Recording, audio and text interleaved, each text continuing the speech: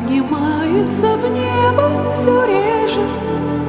Я прощаю измену и боль без малейшей на счастье надежды.